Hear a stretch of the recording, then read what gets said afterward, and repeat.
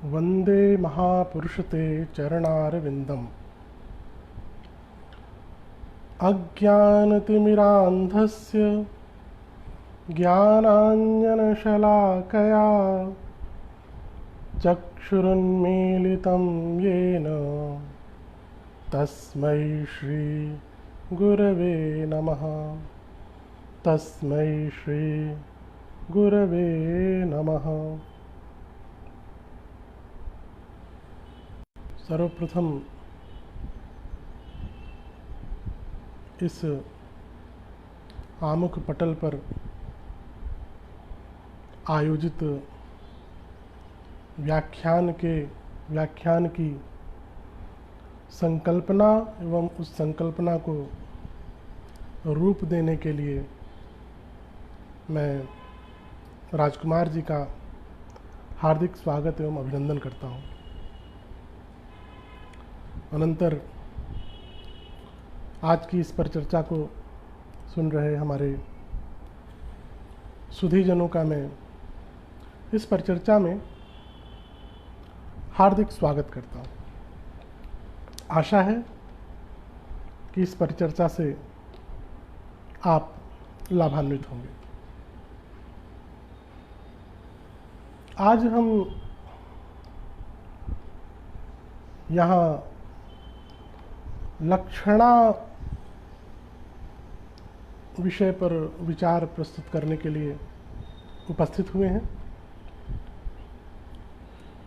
वस्तुतः लक्षणा विचार प्रदत्त समय सीमा पर पूरे विचारों को यहाँ रख पाना संभव नहीं है। हम आशा करेंगे कि इस लक्षणा विचार पर समस्त आचार्यों के पूर्व पक्ष एवं उत्तर पक्षों पर विचार करने हेतु पुनः इसकी एक अगली कड़ी का भी आयोजन किया जाए, जिससे लक्षणा का एक स्फुट स्वरूप प्रदर्शित हो सके। आज की परिचर्चा में हम काव्य प्रकाश में प्रतिपादित लक्षणा के स्वरूप पर विचार करने के लिए उपस्थित हुए हैं। तो आइए देखते हैं।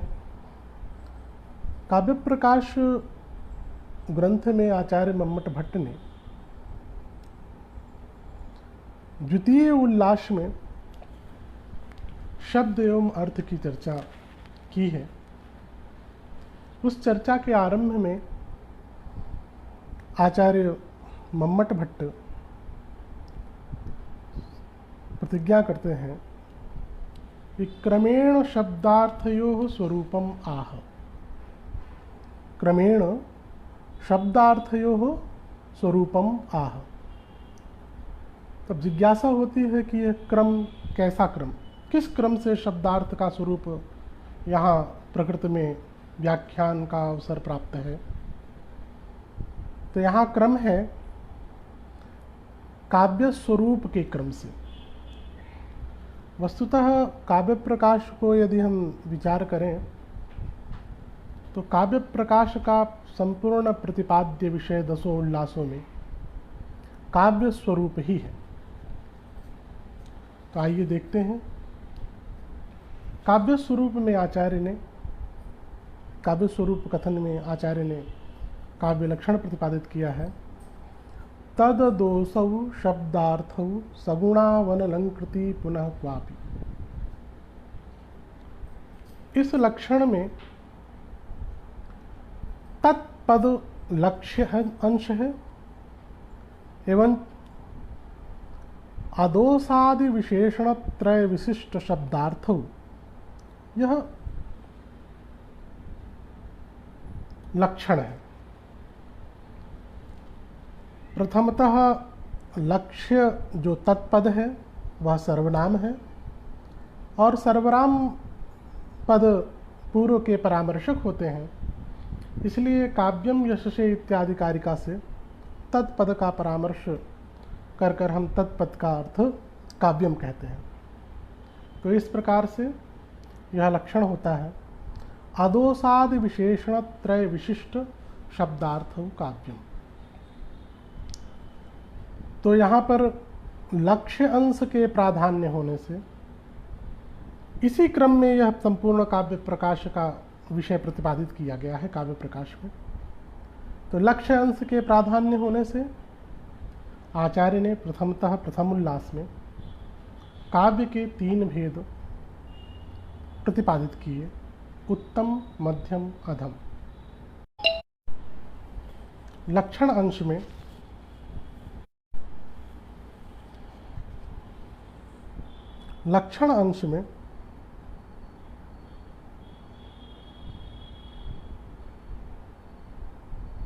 शब्दार्थों विशेष्य है एवं शब्दार्थों के 3 विशेषण हैं, अदोषौ, सगुणौ, अनलंकृति पुनः क्वापि।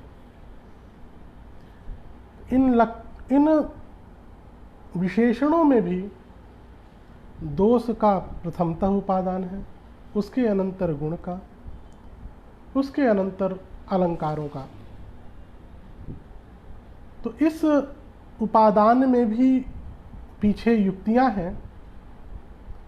वह यह है कि कोई नायिका कितने भी अलंकार धारण कर ले, कितनी भी गुणवती हो, लेकिन एक स्वित्र दोष से उसका सारे अलंकारकृत सौंदर्य और गुणकृत सौंदर्य न्यून हो जाते हैं।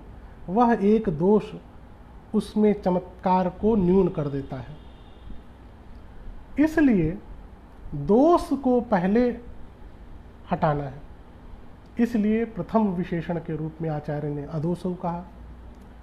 द्वितीय विशेषण में गुण ही क्यों रखा, अलंकार रख सकते थे। तो द्वितीय विशेषण के विषय में कहते हैं कि गुण जो है वह आत्मा के धर्म है और अलंकार शरीर के धर्म है। इसलिए आत्मा के धर्मों का प्राधान्य होने से पहले सगुणौ और उसके अनंतर अनलंकृति पुनः क्वापि विशेषण रखे गए। तो इस प्रकार से लक्षण अंश में अदोषौ, सगुणौ, अनलंकृति पुनः क्वापि शब्दार्थौ, इस लक्षण अंश में विशेष्य के प्रधान होने से अब यहाँ क्रम विशेष्य को कहने का है। क्योंकि काव्यम जो लक्ष्य अंश कहा जा चुका है, अब क्रम प्राप्त जो लक्षण अंश में प्रधान विशेष्य है वह कहा जाना है द्वितीय एवं तृतीय उल्लास में। इसके बाद द्वितीय एवं तृतीय उल्लास में शब्द एवं अर्थ कहे गए हैं। चतुर्थ उल्लास में विशेष्य अंश कहने के अनंतर यद्यपि क्रम प्राप्त है विशेषण, अदोष, गुण एवं अलंकार को कहने का, तो भी दोषों का अभाव कहना है। किससे दोष का अभाव? काव्य से। गुण और अलंकार का समावेश करना है। कहाँ समावेश करना है? काव्य में। तो जब तक धर्मी को सब भेद प्रभेद नहीं कहा जाएगा तब तक उनके धर्मों का उपादन किया जाना संभव नहीं है। तो इसलिए प्रथमतः जो आपके 3 भेद बताए गए काव्य के, उनमें से प्रथम उत्तम काव्य चतुर्थ उल्लास में, पंचम उल्लास में मध्यम काव्य, षष्ठ उल्लास में अधम काव्य का प्रतिपादन किया गया है। सप्तम उल्लास में अवसर प्राप्त जो विशेषण हैं उन विशेषणों में प्रथम अदोष, तो दोष का अभाव कहना है। तो अभाव ज्ञाने प्रतियोगी ज्ञान कारणम, अभाव के ज्ञान में अभाव का जो प्रतियोगी अर्थात दोष, उसका ज्ञान अपेक्षित होने से सप्तम उल्लास में दोष, अष्टम उल्लास में गुण एवं नवम एवं दशम उल्लास में अलंकारों का प्रतिपादन किया गया है। तो यह क्रम है। तो यहाँ क्रम का अर्थ है कि लक्ष्य अंश को कहने के अनंतर, लक्ष्य अंश काव्यम का विभाग कहने के अनंतर अब यहाँ क्रम प्राप्त है शब्दार्थ को कहना, इसलिए द्वितीय उल्लास में शब्द और अर्थ कहने जा रहे हैं। इस प्रतिज्ञा वाक्य में आचार्य ने क्रमेण शब्दार्थयोः स्वरूपम आह, प्रतिज्ञा की है कि क्रम से शब्द और अर्थ का समूह कहने जा रहे हैं। तो क्रम से शब्द और अर्थ का समूह, शब्द और अर्थ कहने जा रहे हैं, तो क्रम से शब्द अर्थ कहने जा रहे हैं, ये प्रतिज्ञा की जा रही है। और बता रहे हैं स्यादवाचको लाक्षणिकः शब्दो अत्र व्यंजकस्त्रिधा, और बताया जा रहा है उनके भेदों को। तो भेद भी विशेष स्वरूप है, भेद भी विशेष स्वरूप है, लेकिन सामान्य स्वरूप बिना कहे, शब्द और अर्थ के सामान्य स्वरूप को बिना कहे विशेष की जिज्ञासा नहीं होती है।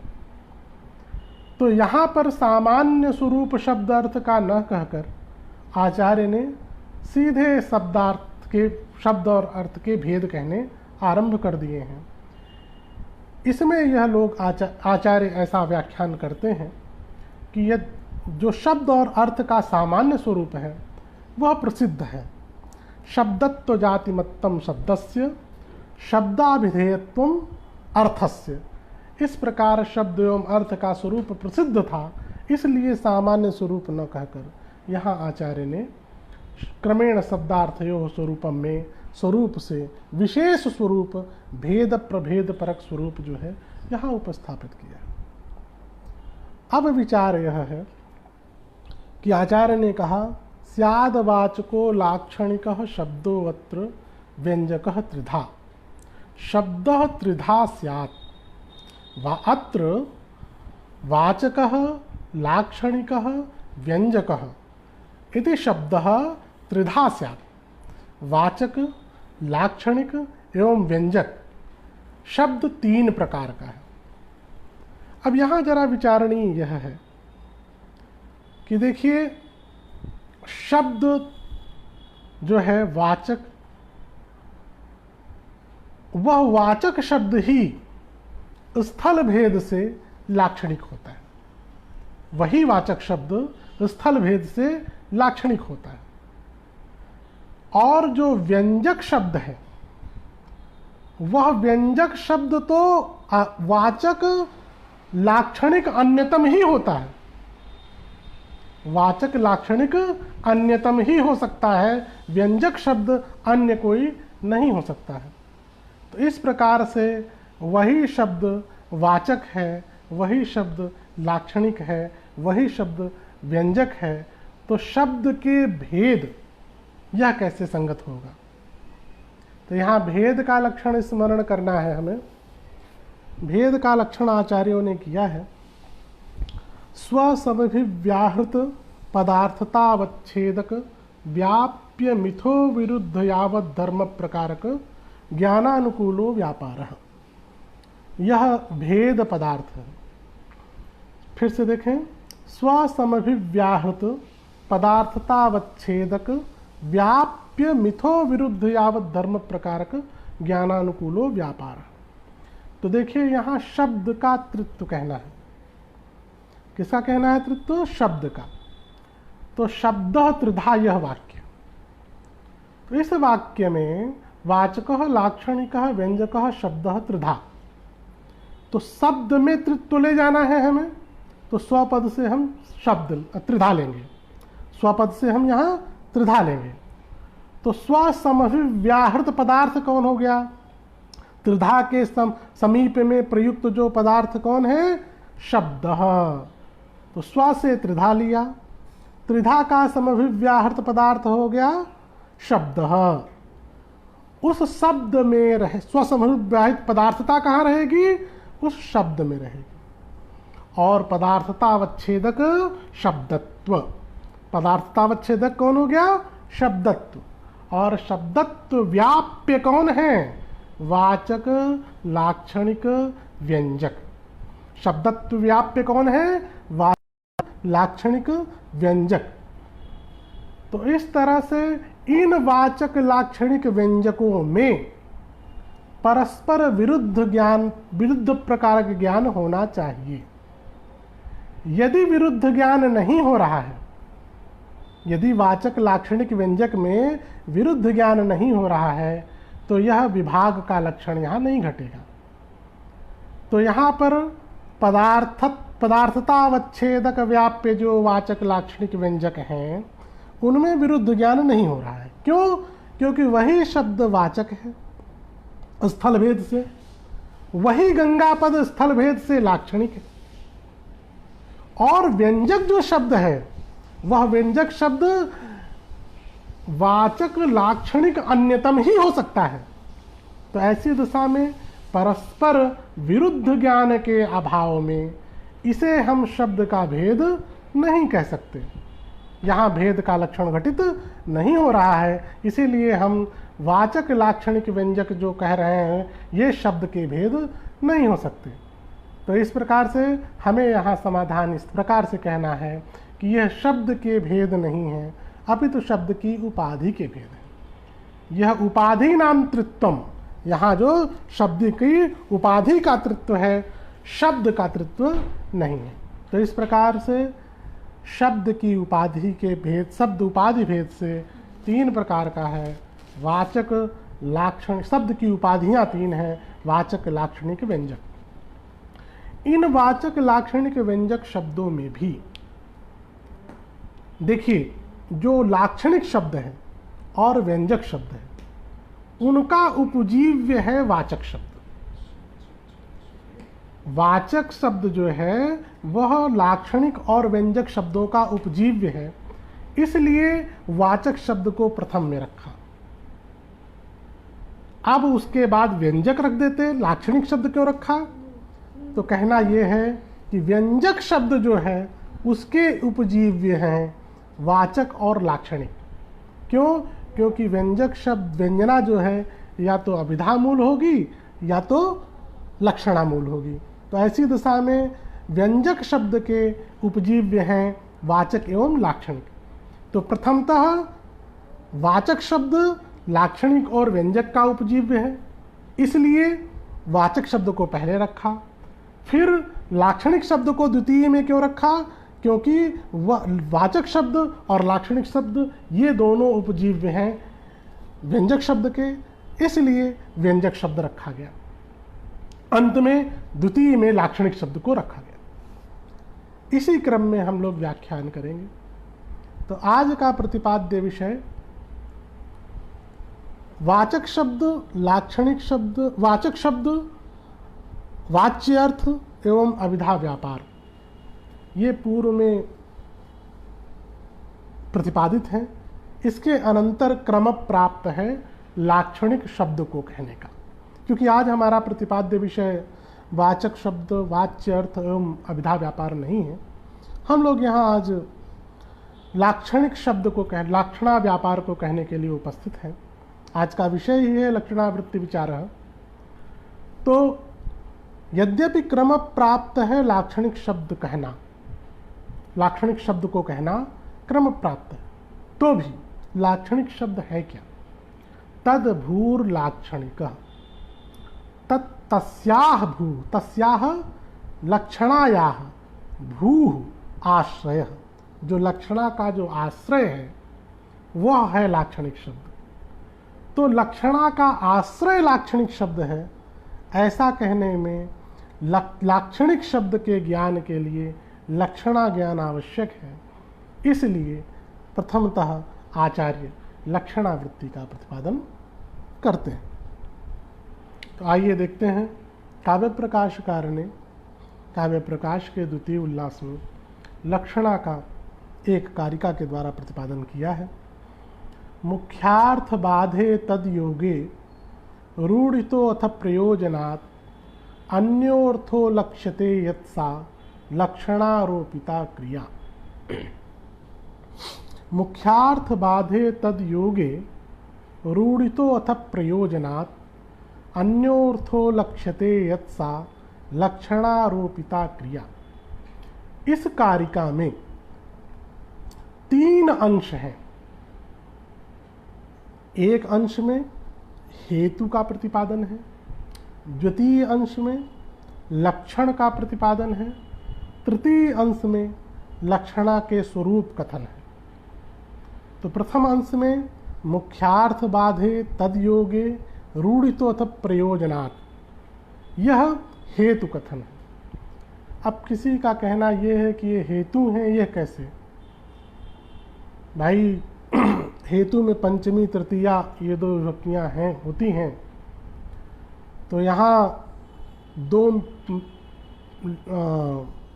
रूढ़ितो अथ प्रयोजनात् इस पद में पंचम्यंत होने के कारण इसे तो आप हेतु कह सकते हैं, लेकिन मुख्यार्थ बाध एवं तद योग में सप्तम्यंत हैं, इसलिए इन्हें आपने हेतु कैसे कहा? तो हमारा कहना यह है कि आचार्य मम्मट भट्ट ने स्वयं अपने प्रतिपादन में इन्हें हेतु कहा है। जब वे कहते हैं हेत्वाभावान न लक्षणा, हेत्वाभावान न लक्षणा, यहाँ पर हेतु में, हेतु के पद के व्याख्यान में नीचे वृत्ति में लिखते हैं आचार्य मम्मट भट्ट, मुख्यार्थ बाधादित्रयम हेतु। इससे ज्ञात होता है कि यहाँ मुख्यार्थ बाध तद योग रूढ़ितो अथ प्रयोजनात्, रूढ़ि प्रयोजनान्यतम, यह हेतु है। द्वितीय अंश काव्य लक्षणा का लक्षण है। अन्योर्थो लक्ष्यते यत् सा लक्षणा, यह लक्षण है। अन्योर्थो लक्ष्यते यत् सा लक्षणा, यह लक्षण है। अंत में आरोपिता क्रिया, यह लक्षणा का स्वरूप कथन है। आरोपिता क्रिया। अब हम यहाँ एक एक अंश पर विचार करेंगे। तो सर्वप्रथम हेतु अंश पर विचार करेंगे। एक बात मैं यहाँ आप लोगों को बताना चाहूँगा कि लक्षणा के विषय में आचार्यों में परस्पर मतभेद है। वैयाकरण नागेश भट्ट लक्षणा को वृत्ति, पृथक वृत्ति के रूप में स्वीकार नहीं करते। उनका कहना यह है कि एक अतिरिक्त कार्य कारण भाव कल्पना में गौरव है, अतः इसको शक्ति के अंदर ही स्वीकार कर लिया जाए। वह शक्ति दो प्रकार की कही जाए, प्रसिद्धा और अप्रसिद्धा। जो उद्भूत अर्थ को कहे वह प्रसिद्धा, प्रसिद्ध अर्थ को कहने वाली, और जो पदांतर संयोग से अर्थ विशेष को कहे, पदार्थ के पदार्थांतर संयोग से संबंध के अनंतर अर्थ विशेष को कहे, वह अप्रसिद्धा शक्ति से उसका व्यवहार किया जाए। तो इसलिए लक्षणा के विषय में बहुत सारी बातें हम लोगों को चर्चा में लानी है। इसलिए आरंभ में सामान्य लक्षणा का स्वरूप क्या है यह कहने के बाद, और लक्षणा की प्रक्रिया में किस क्रम में बोध होता है, ये सब कहने के बाद उन सब विषयों पर हम लोग विचार करेंगे। तो यहाँ मुख्यार्थ बाधे तद योगे रूढ़ितो अथ प्रयोजनात्, इस क्रम में हम यहाँ पहले हेतु पर विचार करने जा रहे हैं। तो देखिए, मुख्यार्थ बाधे तद योगे रूढ़ितो अथ प्रयोजनात्। तो बोध, शाब्द बोध होता कैसे है, जरा एक बार देखिए। सर्वप्रथम पदजन्य उपस्थिति होती है, पद से उसके शक्यार्थ की उपस्थिति होती है। सर्वप्रथम पद से उसके शक्यार्थों की उपस्थिति होती है। उन शक्यार्थों का परस्पर संबंध होता है। शक्यार्थों में परस्पर संबंध होने पर, वक्ता के तात्पर्य पूर्ण न होने पर, अथवा प्रत्यक्षादि प्रमाण से बाधित होने पर लक्षणा आती। तो दो अंश हैं। उपस्थित जो अर्थ हैं शक्यार्थ, उन शक्यार्थों के परस्पर संबंध होने पर दो स्थितियां हैं। एक तो यह कि परस्पर संबद्ध जो अर्थ हैं उन अर्थों में वक्ता के तात्पर्य का पूरा न होना, एक अंश। दूसरी बात यह है कि वक्ता का तात्पर्य पूरा हो जाए, पूरा का पक्ष नहीं है, परस्पर प्रत्यक्ष ज्ञान के द्वारा जो अन्वित पदार्थ है वह अन्वित पदार्थ प्रत्यक्षादि प्रमाण के द्वारा बाधित हो जाए। जैसे दो उदाहरण देखते हैं। एक काकेभ्यो दधिरक्ष्यताम और दूसरा उदाहरण कुंताः प्रविशन्ति। इन दो उदाहरणों में कुंताः प्रविशन्ति यहाँ पर शक्यार्थ उपस्थित होने पर कुंत का गमन क्रिया में अन्वय प्रत्यक्षादि के द्वारा बाधित है। क्यों? क्योंकि जो गमन क्रिया है, प्रवेशन क्रिया है, वह प्रवेशन क्रिया चेतन निष्ठ क्रिया है और यह जो कुंत है वह अचेतन है। तो यह अचेतन का प्रवेशन क्रिया में अन्वय जो है वह प्रत्यक्षादि प्रमाण के द्वारा बाधित है। दूसरा पक्ष यह है, या तो बाधित हो अथवा द्वितीय पक्ष काकेभ्यो दधिरक्षताम में काक से दधि की रक्षा करना। तो यहाँ तो प्रत्यक्षादि प्रमाण के द्वारा बाधित नहीं है। काक जो है वह दधि को घात पहुँचाने वाला जीव है, उससे दधि की रक्षा करना यह अन्वित अर्थ है। परंतु यहाँ पर वक्ता का तात्पर्य दधि के उपघातक काक अकाक जो भी हैं उन सब से दधि की रक्षा करने में है। इसलिए यहाँ पर तात्पर्य पूर्ण नहीं हो रहा है वक्ता का। इस प्रकार के स्थलों पर लाक्षणिक अर्थ का बोध इसके अनंतर होता है। तो दो स्थितियां हैं। तो यहाँ पर अब हम विषय को समझ चुके हैं प्रायः। अब हम पंक्ति पर विचार करते हैं। इस मुख्यार्थ बाधे प्रथम हेतु में बाध शब्द का अर्थ है अनुपपत्ति। बाध शब्द का अर्थ है अनुपपत्ति। यह अनुपपत्ति दो प्रकार की होती है। एक तो अन्वय अनुपपन्न होना और दूसरा वक्ता का तात्पर्य अनुपपन्न होना। तो अनुपपत्ति दो प्रकार की है, वक्ता के तात्पर्य में अनुपपत्ति अथवा अन्वय में अनुपपत्ति। अब प्रश्न यह है कि वक्ता के तात्पर्य में जो अनुपपत्ति रूप अन्वयानुपपत्ति है उसे लक्षणा का बीज माना जाए अथवा तात्पर्यानुपपत्ति को लक्षणा का बीज माना जाए। इस अंश में कुछ विचार आचार्य पंडित राज जगन्नाथ ने भी किया है। उन विचारों पर जाने की अपेक्षा हम एक सामान्य विचार यहाँ आपके सम्मुख प्रस्तुत कर रहे हैं। देखिए, कहना यह है कि गंगायाम घोषः इस उदाहरण में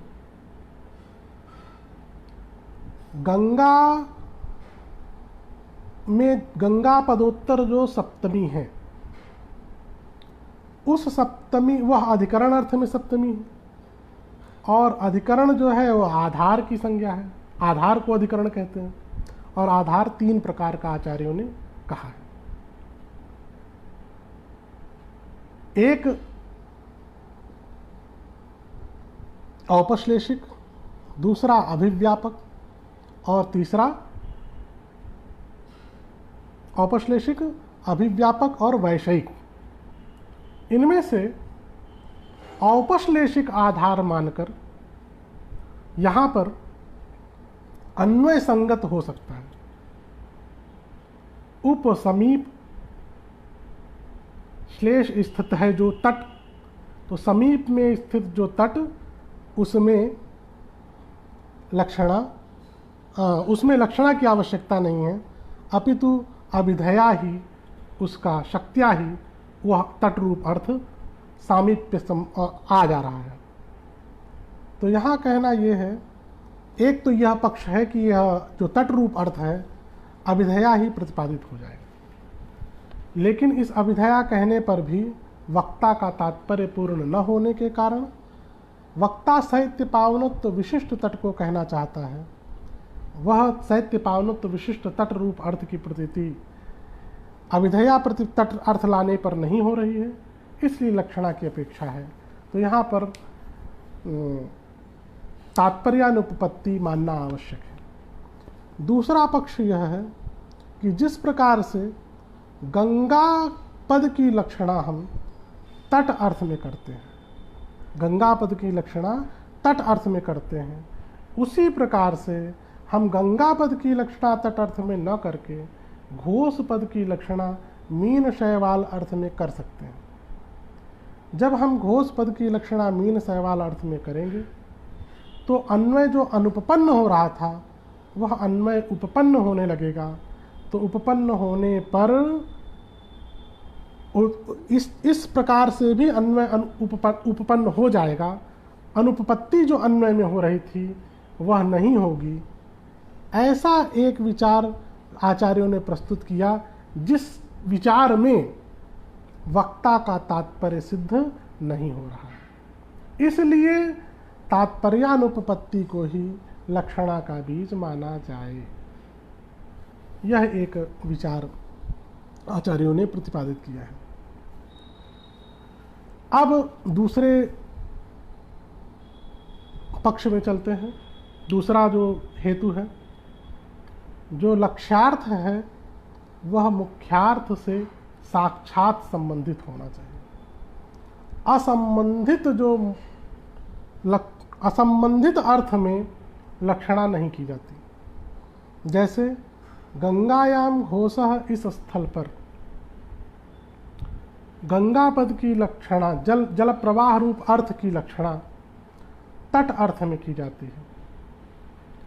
नगर इत्यादि अर्थों में यह लक्षणा नहीं की जा सकती। क्यों? क्योंकि यहाँ इसका साक्षात संबंध नहीं है। तो जहाँ साक्षात संबंध होता है वहीं लक्षणा की जाती है, उसी अर्थ में लक्षणा करनी है। यह द्वितीय हेतु हो गया। तीसरे हेतु के रूप में आचार्य ने प्रतिपादित किया है रूढ़ितोऽथ प्रयोजनात्, रूढ़ी प्रयोजनान्यतम होना चाहिए। और या तो रूढ़ी हो या प्रयोजन हो। लक्षणा में या तो रूढ़ी हो अथवा उसका कोई न कोई प्रयोजन होना चाहिए। बिना रूढ़ी अथवा प्रयोजन के लक्षणा नहीं की जाती। अब आते हैं लक्षणा के लक्षण पर विचार करते हैं। इस लक्षण में आचार्य ने लक्षण बताया है अन्योर्थो लक्ष्यते यत् सा लक्षणा, अन्यः अर्थः लक्ष्यते यत् सा लक्षणा। इस लक्षण घटक जो यत् पद है इसका हम तीन प्रकार से व्याख्यान कर सकते हैं। एक, यत् पद को हम क्रिया विशेषण बना दें। द्वितीय, यत् पद को हम लुप्त पंचम्यंत मान लें। अथवा तृतीय, यत् पद को हम लुप्त तृतीयांत मान लें। तो इस प्रकार से तीन कल्पनाएं आचार्यों ने की हैं। प्रथम में यत् पद को क्रिया विशेषण माना जाए तो क्या व्याख्यान होगा? जब यत् को हम क्रिया विशेषण मानेंगे तो इसका अर्थ होगा अन्य अर्थः यल्लक्ष्यते, अन्य अर्थः यल्लक्ष्यते सा लक्षणा, अन्य अर्थः यत् लक्ष्यते सा लक्षणा। आइए इसका अर्थ अनुगम करते हैं। अन्य अर्थात शक्यात भिन्न, शक्य अर्थ से भिन्न, वाच्य अर्थ से भिन्न जो अर्थ, ठीक। तो अन्य शक्यार्थ भिन्न अर्थः यत् लक्ष्यते, लक्ष्यते प्रतिपाद्यते, सा प्रतिपत्ति, सा प्रतिपत्ति ज्ञानम लक्षणा। अन्यः शक्यादन्यः अर्थः यत् लक्ष्यते प्रतिपाद्यते सा प्रतिपत्ति ज्ञानम लक्षणा। इस प्रकार से अन्य अर्थ जो लक्षित होता है, प्रतीत होता है, उसमें जो प्रतिपत्ति है, जो ज्ञान है, वह ज्ञान ही लक्षणा है।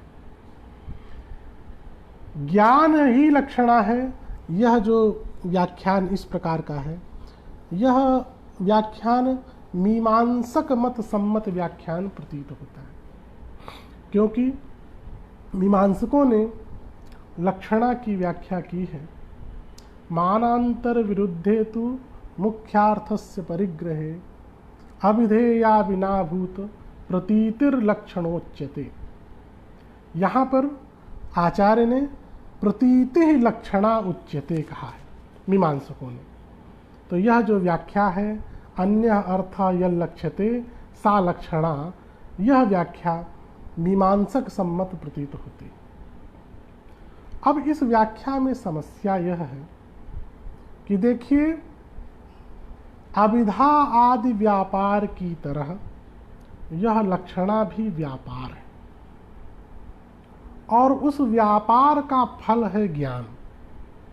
उस व्यापार का फल है ज्ञान। जबकि आपके मत के में व्याख्यान करने पर ज्ञान ही जो है वह व्यापार हो जा रहा है। अन्य अर्थः यत् लक्ष्यते प्रतिपाद्यते सा प्रतिपत्ति ज्ञानम लक्षणा। तो जो ज्ञान है वह व्यापार जन्य है, व्यापार ही ज्ञान नहीं है। इसलिए यह जो अर्थ है इस प्रकार का करना, यह इस प्रकार से अर्थ जो आचार्यों ने किया है वह उस अर्थ में आचार्यों की अरुचि हो जाती है। क्यों? क्योंकि जो व्यापार है उस व्यापार से जन्य है ज्ञान, व्यापार ही ज्ञान नहीं हो सकता। इसलिए यहाँ पर इस व्याख्यान को थोड़ा सा लोग परिवर्तित कर कर व्याख्यान करते हैं।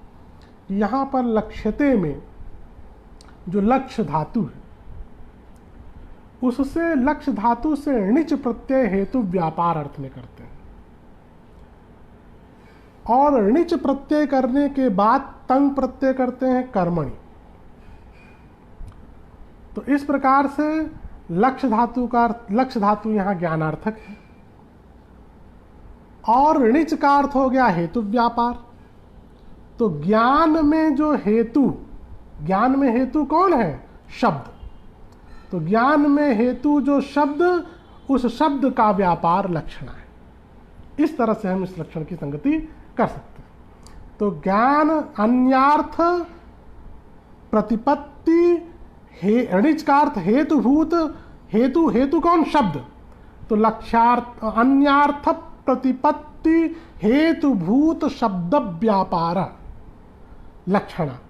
अन्यार्थ प्रतिपत्ति हेतुभूत शब्द व्यापार लक्षणा। इस प्रकार से हम इस लक्षण की संगति कर लेते हैं। वहाँ जो मीमांसकों के यहाँ प्रतीति शब्द है, ज्ञान परक है, वहाँ भी हम प्रतीति को करण व्युत्पत्ति से प्रतीयते अनेन ऐसा कहकर हम वहाँ भी व्यापार में उसको ले जा सकते हैं। ठीक, तो अन्य अर्थ जिससे प्रतीत हो वह व्यापार लक्षणा है। ठीक, तो इस प्रकार से हम दोनों तरह से दोनों लक्षणों में संगति कर लेते हैं। द्वितीय व्याख्यान गोविंद ठाकुर ने अपने प्रदीप व्याख्या में यत पद को लुप्त पंचम्यंत पद मानकर व्याख्यान किया है। वह व्याख्यान इस प्रकार से है, अन्यः अर्थः यया लक्ष्यते, यस्मात् लक्ष्यते, अन्यः अर्थः यस्मात् लक्ष्यते सा लक्षणा। तो अन्य मुख्यार्थ भिन्न अर्थ यस्मात्, तो यहाँ पर यस्मात् से किसे लेना है? तो देखिए, जो मुख्यार्थ भिन्न जो अर्थ प्रतीत होता है वह मुख्यार्थ के संबंध से प्रतीत होता है। तो यहाँ संबंध से अर्थ प्रतीत होने से यहाँ पर संबंध को लक्षणा कहा है आचार्यों ने। पंचम्यंत पद घटित जो अर्थ करेंगे इसका हम, वह यह होगा कि अन्य अर्थ यस्मात् संबंधात लक्ष्यते सच संबंध लक्षणा। वह अन्य अर्थ जिस संबंध से लक्षित होता है, ज्ञात होता है, वह संबंध जिस संबंध से ज्ञात होता है वह संबंध लक्षणा है। तो इस प्रकार से यह जो व्याख्यान है, यह व्याख्यान न्याय सिद्धांताभिमत व्याख्यान प्रतीत होता है, क्योंकि नैयायिकों ने शक्य संबंधों लक्षणा प्रतिपादित किया है।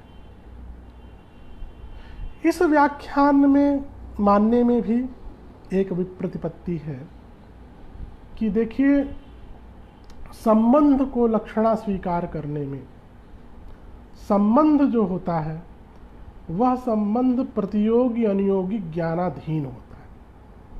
संबंध प्रतियोगी अनियोगी ज्ञानाधीन होता है।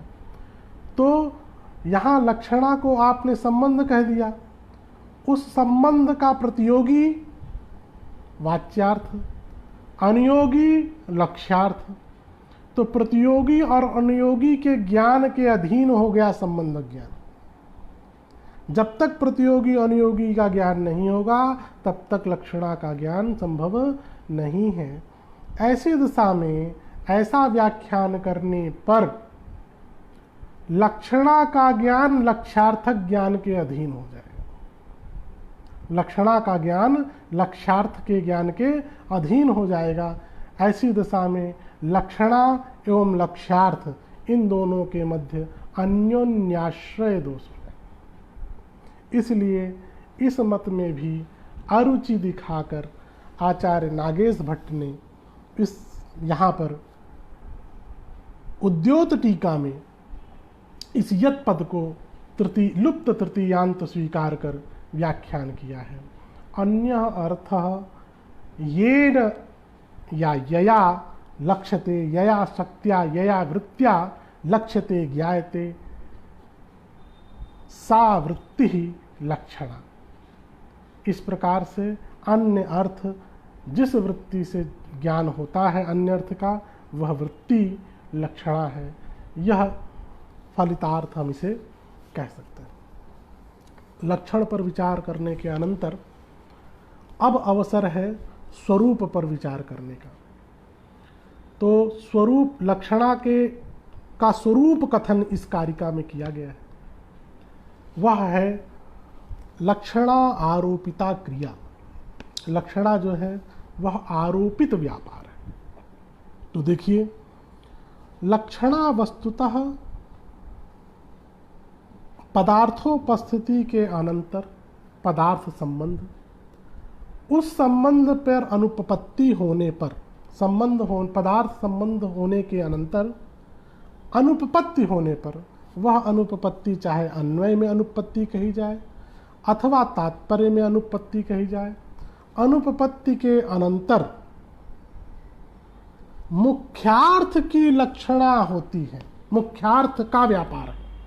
यह जो लक्षणा है वह मुख्यार्थ में अनुपपत्ति होने पर लक्षणा, अर्थात यह जो लक्षणा व्यापार है वह अर्थ का व्यापार है। तो कहा जाता है कि जब यह शब्द का व्यापार नहीं अर्थ का व्यापार है, तो ऐसी दशा में जिस प्रकार से अभिधा आदि व्यापार शब्द के व्यापार हैं, वैसे ही लक्षणा को भी शब्द का व्यापार कहना चाहिए। यहाँ पर आपने लक्षणा को अर्थ का व्यापार कहा है। तो यहाँ पर आचार्यों का समाधान यह है कि आचार्यों का कहना यह है कि यह वस्तुतः अर्थ का व्यापार है, शब्द पर आरोपित है। हम शब्द में ले जाएंगे इसको एक परंपरा संबंध के द्वारा। वह परंपरा संबंध है स्वहेतुभूत संबंध प्रतियोगी वाचकत्व संबंध से। हम लक्षणा को शब्द तक ले जाएंगे।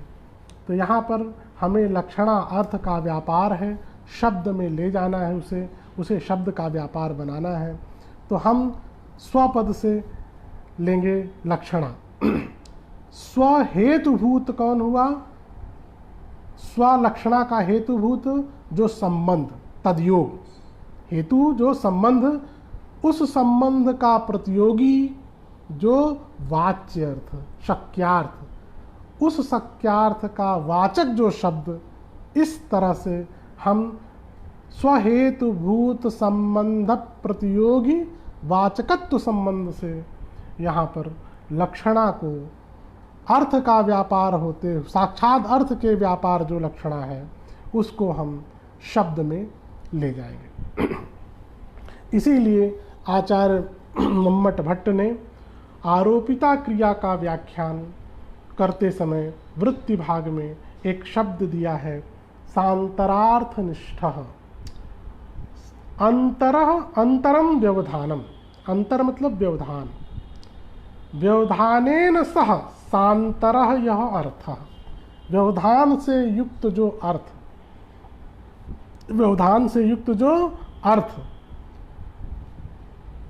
मुख्यार्थ, उस मुख्यार्थ में रहने वाला जो व्यापार, तन्निष्ठ मुख्यार्थ निष्ठ यह व्यापार लक्षणा, और यह लक्षणा मुख्यार्थ का व्यापार है, शब्द में हम ले जाते हैं स्वहेतुभूत संबंध प्रतियोगी वाचकत्व संबंध से। इस प्रकार से यह लक्षणा का आरोपिता क्रिया का अर्थ हुआ कि लक्षणा जो है वह वास्तव में अर्थ का व्यापार है, शब्द पर आरोपित है। एक बात यह कहनी है कि हर शास्त्र के लक्ष्य भिन्न है, हर शास्त्र के लक्ष्य भिन्न है। शास्त्र की संकल्पनाएं उन लक्ष्यों की प्राप्ति के लिए, जब लक्ष्य में भेद है तो उनकी संकल्पनाओं में भी, उनके विचारों में भी भेद है।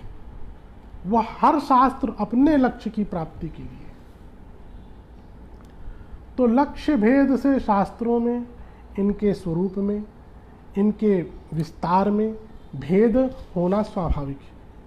तो अपने अपने लक्ष्य के भेद से जगह जगह पर व्याख्यानों में भेद परिलक्षित होते हैं। आज हम लोगों ने लक्षणा के एक सामान्य स्वरूप जो काव्य प्रकाशकार ने कारिका में प्रतिपादित किया है, वह कारिका का सामान्य विचार हम लोगों ने प्रस्तुत किया। यदि अवसर मिला तो पुनः हम लक्षणा के द्वितीय भाग को लेकर उपस्थित होंगे, जिस पर हम लोग विस्तार से विचार करेंगे। यह सामान्य स्वरूप आप समझ चुके हैं। एक अंश में जरा एक अंश विचार करके आज के इस विचार परिचर्चा को हम लोग पूर्ण करेंगे। यहाँ पर लक्षणा के लक्षण में आचार्य मम्मट भट्ट कहते हैं कि अन्य मुख्यार्थ भिन्न अर्थ, अर्थात जो लक्षणा व्यापार है वह मुख्य अर्थ से भिन्न अर्थ को कहता है, मुख्य अर्थ से भिन्न अर्थ को कहता है। अब यहाँ विचारणीय यह है कि एक उदाहरण है, कमलानि कमलानि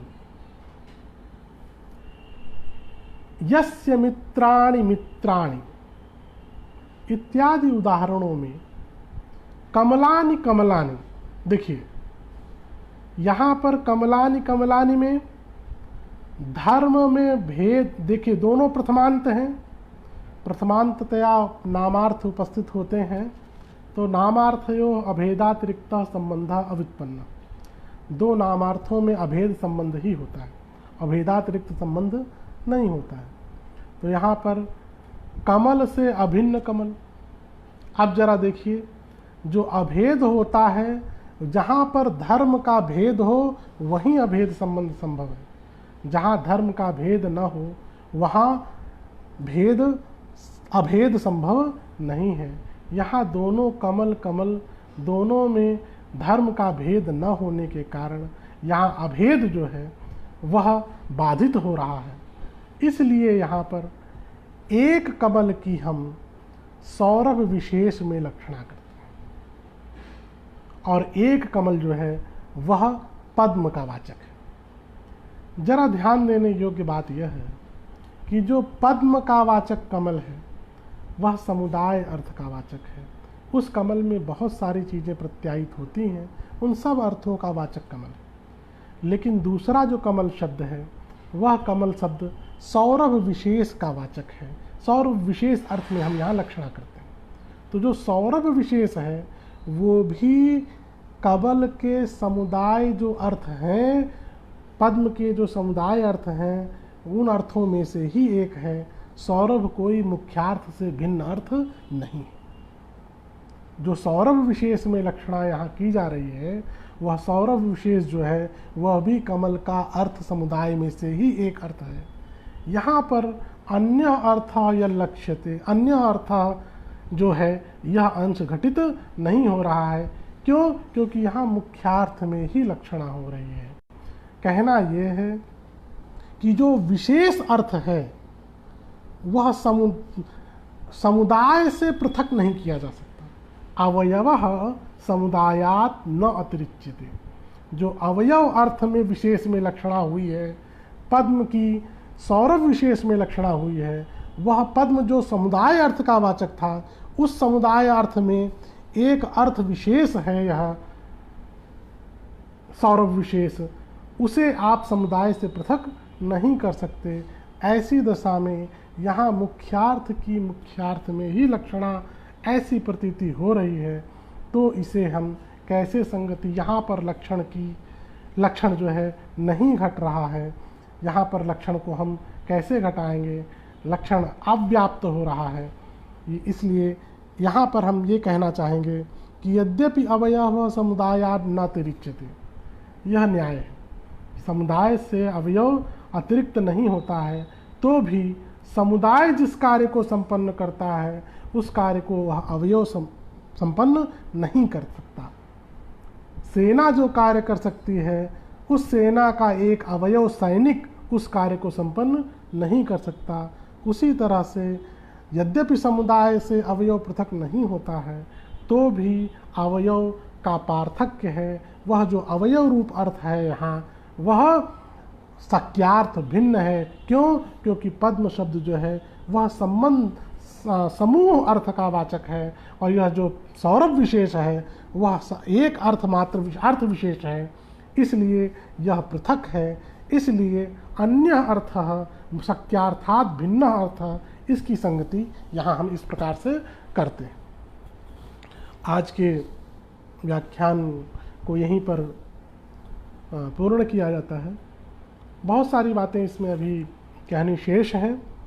अग्रिम इस व्याख्यान, इस परिचर्चा की अग्रिम कड़ियों में हम उन व्याख्यानों को पुनः आगे ले चलेंगे, उन सब विषयों को आगे ले चलेंगे। धन्यवाद, नमस्कार।